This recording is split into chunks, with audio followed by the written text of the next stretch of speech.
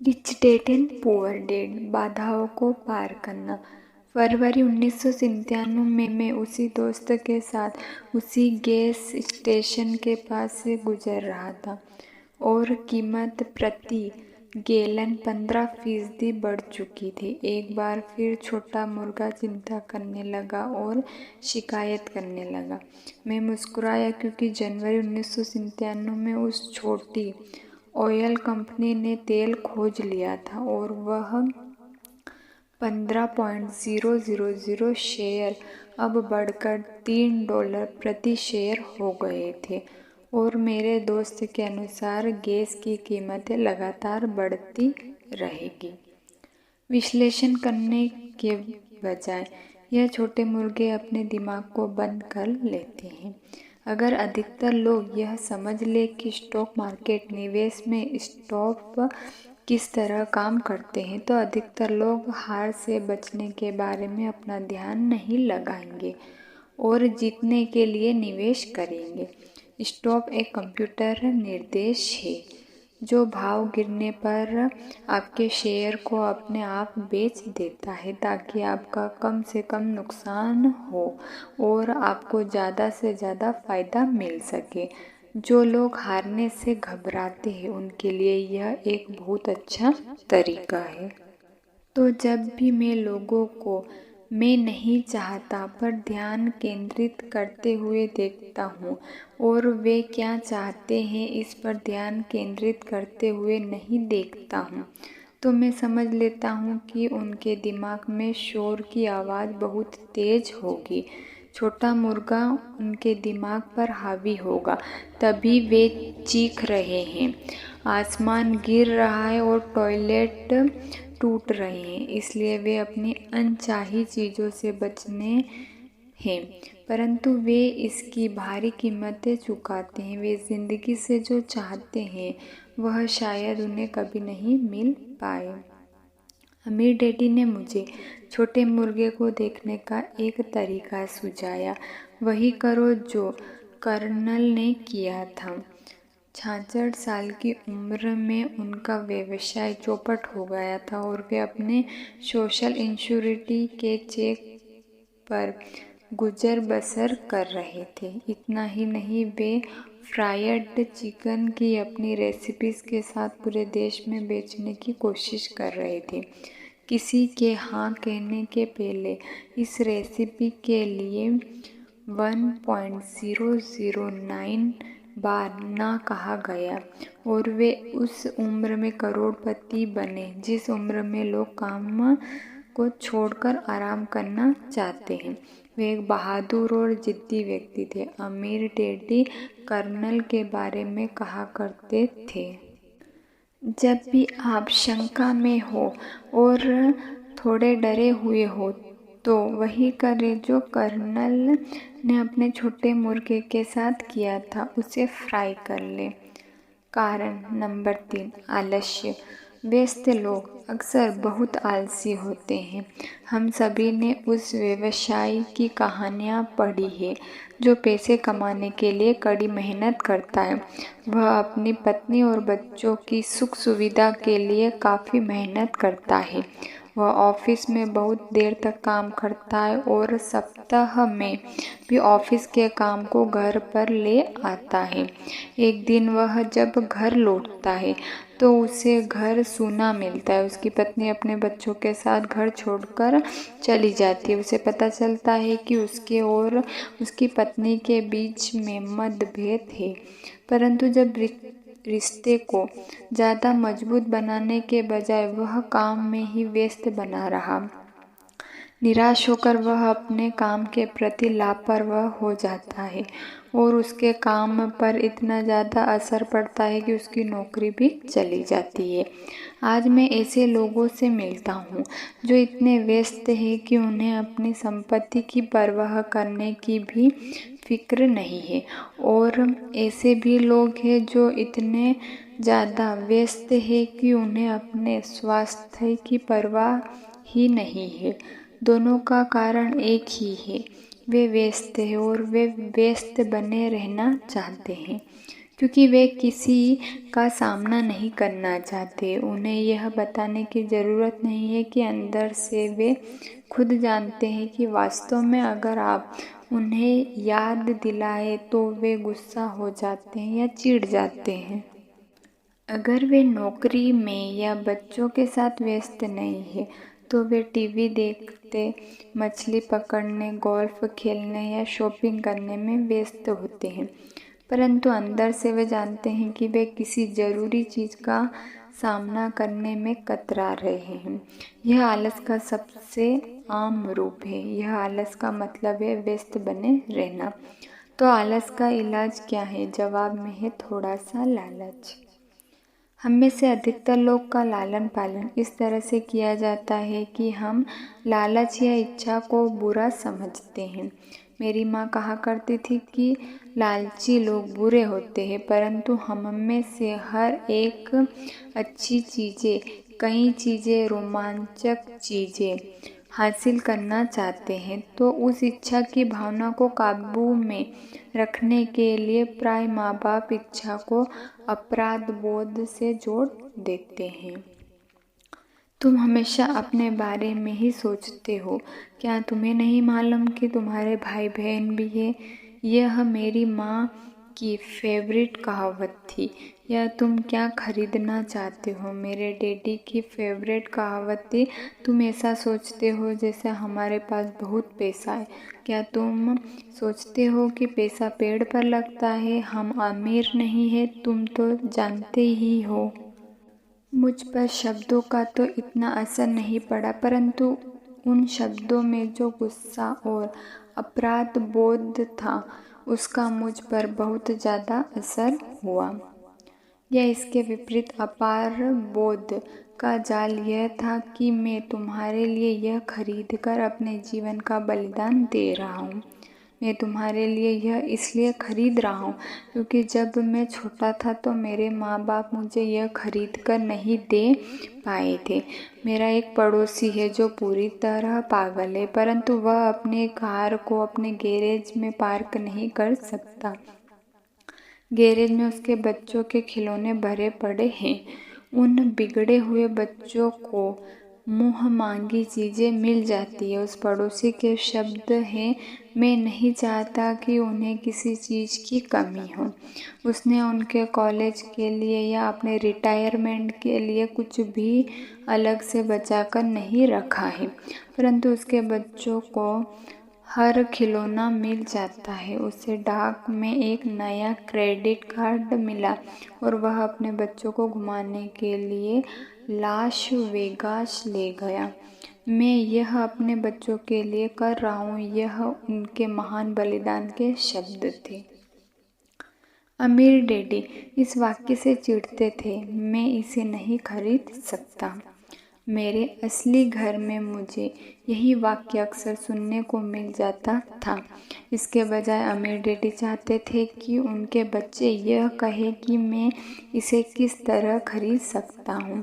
उनका तर्क था कि मैं इसे नहीं खरीद सकता। इस वाक्य से आप अपने दिमाग का दरवाज़ा बंद कर लेते हैं। इसे अब और ज़्यादा सोचने की ज़रूरत नहीं होती। मैं इसे किस तरह खरीद सकता हूँ वाक्य से आपके दिमाग के दरवाजे खुल जाते हैं। इससे यह सोचने पर मजबूर होता है और जवाब ढूंढता है। परंतु सबसे ज़रूरी बात तो यह है कि मैं इसे नहीं खरीद सकता। यह वाक्य झूठा होता है और इंसान की आत्मा यह बात जानती है कि इंसान की आत्मा बहुत ताकतवर होती है। उनका कहना था, यह जानती है कि यह कुछ भी कर सकती है। जब एक आलसी दिमाग कहता है कि मैं इसे नहीं खरीद सकता, तो अपने भीतर एक युद्ध छिड़ जाता है। आपकी आत्मा गुस्सा हो जाती है और आपके आलसी दिमाग को अपने झूठ पर अड़े रहना पड़ता है। आत्मा चीखती है, चलो भी। हम जिम चलकर कसरत करते हैं और आलसी दिमाग कहता है, परंतु मैं थका हुआ हूँ, आज मैंने सचमुच बहुत काम किया है।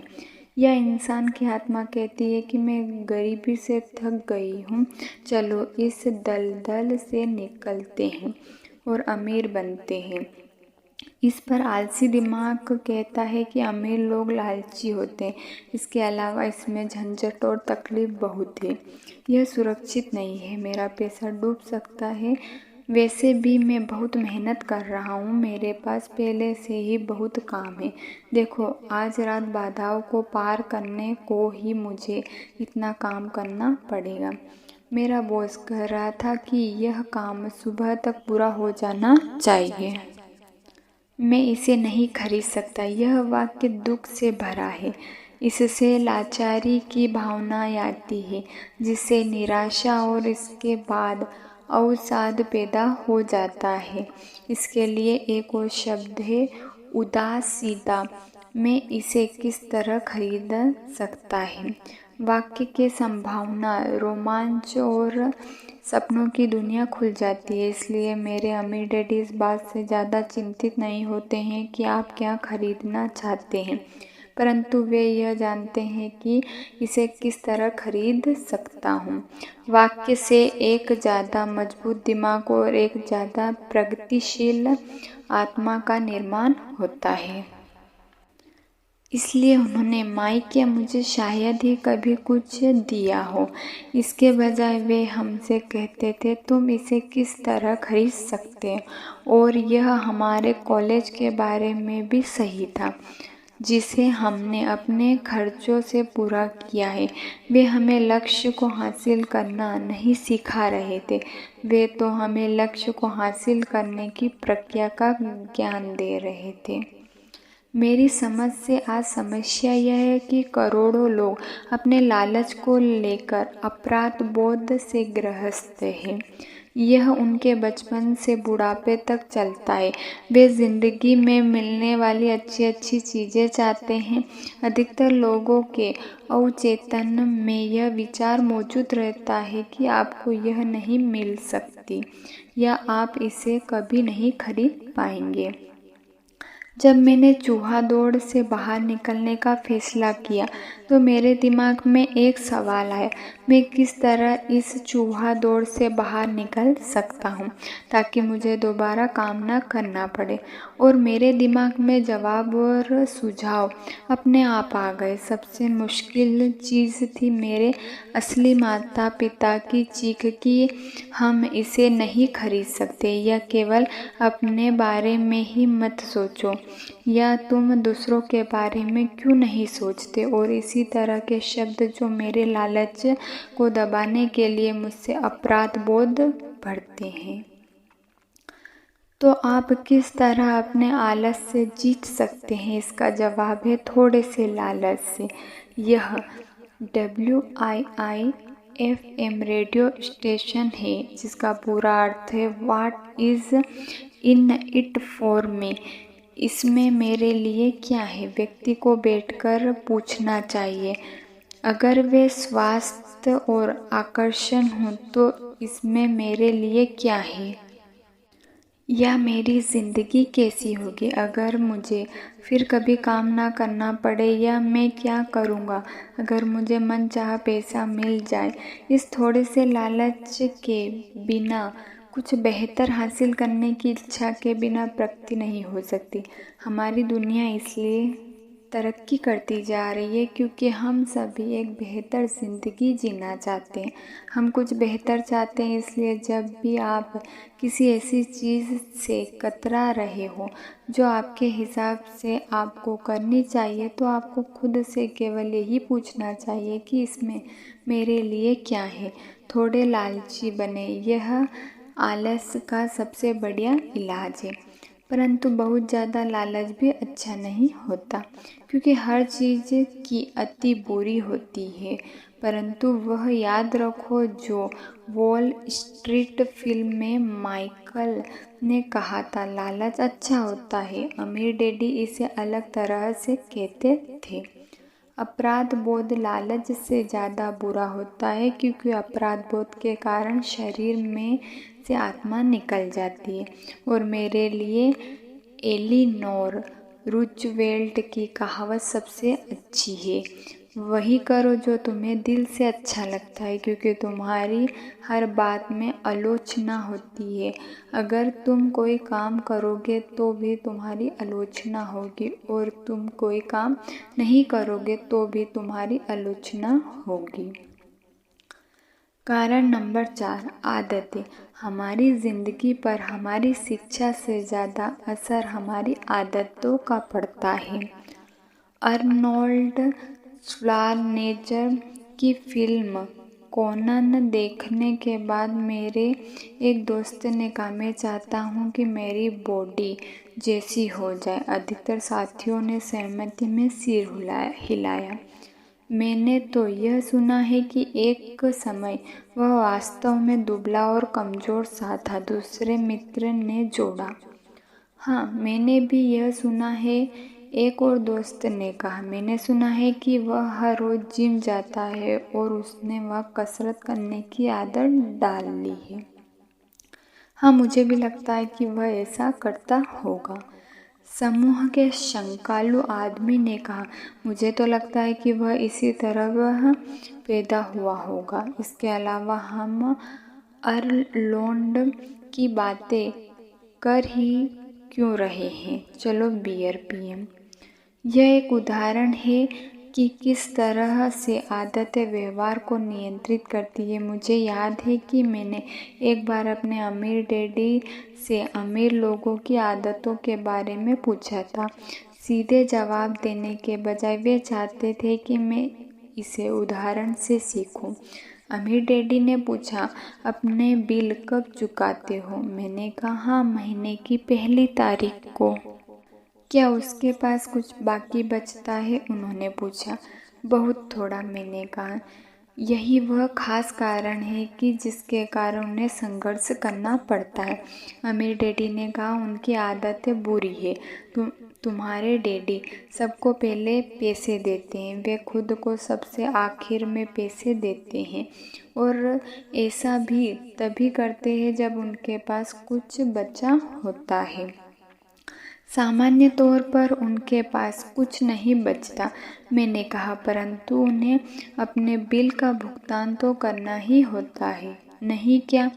आप यह तो नहीं कहते कि उन्हें अपने बिल्स का भुगतान नहीं करना चाहिए? बिल्कुल नहीं, अमीर डैडी ने कहा। मैं समय पर अपने बिल चुकाने में पूरी तरह विश्वास करता हूँ। मैं केवल खुद को सबसे पहले पैसा देता हूँ, सरकार को पैसे देने से पहले। परंतु तब क्या होगा जब आपके पास पर्याप्त पैसा नहीं हो? मैंने पूछा। ऐसी स्थिति में आप क्या करते हैं?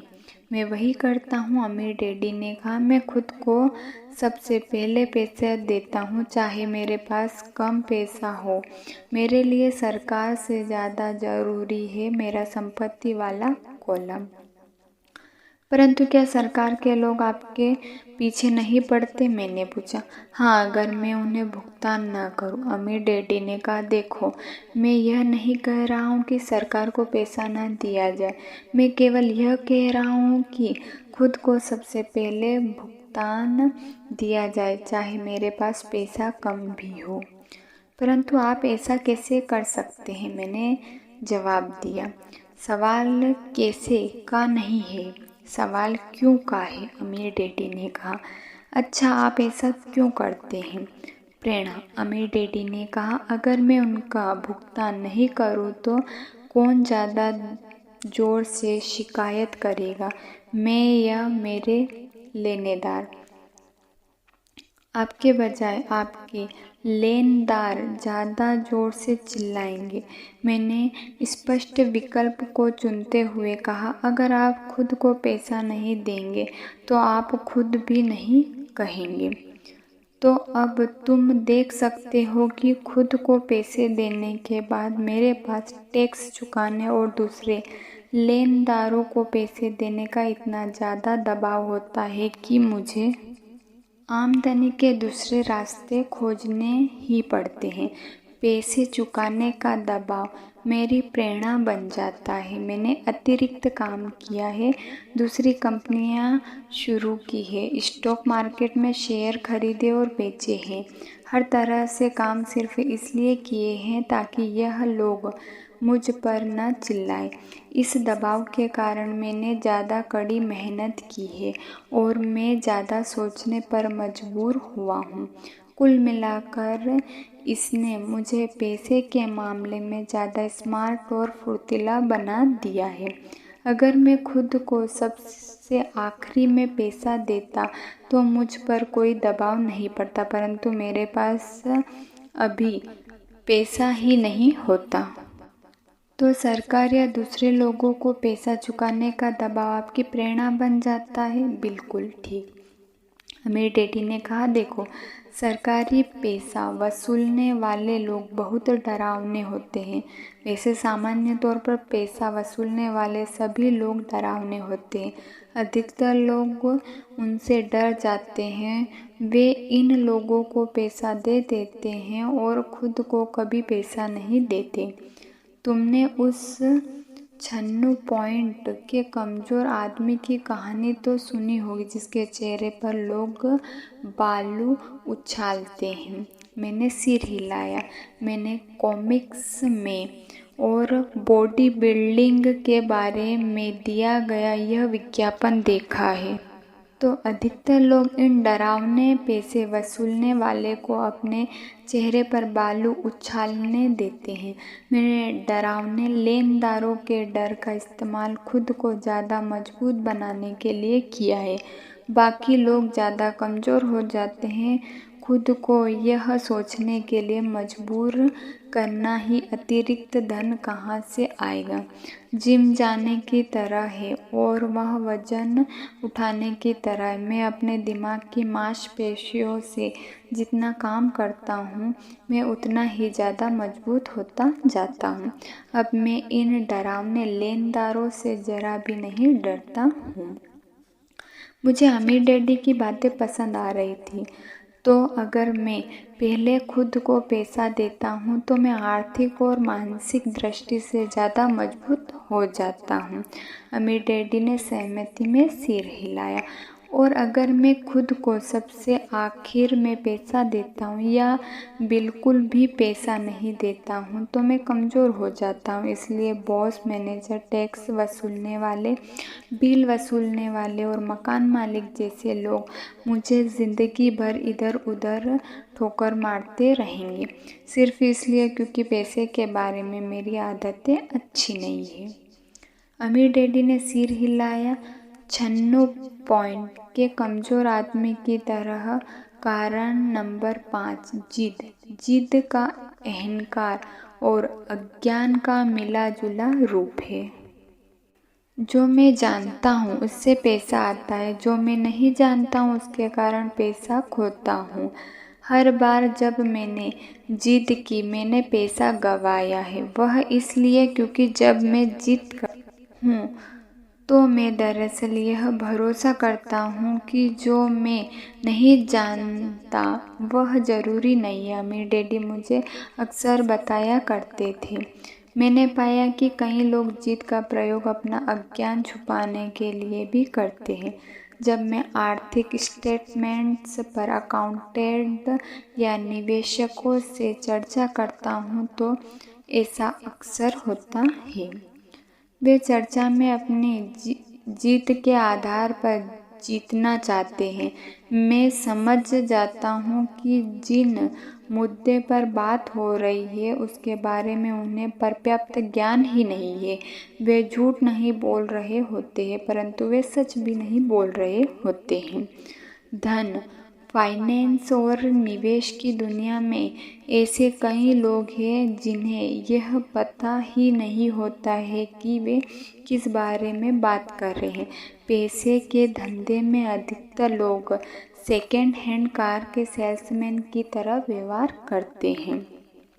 जब आप जानते हो कि आप किसी विषय में अज्ञानी हैं तो उस क्षेत्र में किसी विद्वान को ढूंढकर या उस विषय पर कोई अच्छी पुस्तक पढ़कर अपना ज्ञान बढ़ाना शुरू कर दें।